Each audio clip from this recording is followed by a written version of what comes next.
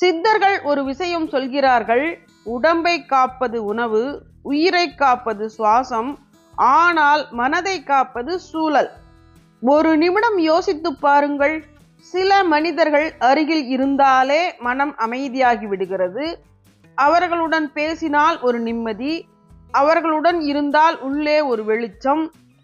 ஆனால் சிலர் அருகில் வந்தாலே மனம் சுருங்கி விடுகிறது, சுவாசம் கூட கனமாகி விடுகிறது. சித்தர்கள் அதிர்வு பற்றி பேசுகிறார்கள். ஒவ்வொரு மனிதனுக்குள்ளும் ஒரு உள் அதிர்வு உண்டு. நாம் சாப்பிடும் உணவு உடலுக்குள் சென்று சக்தி தரும்.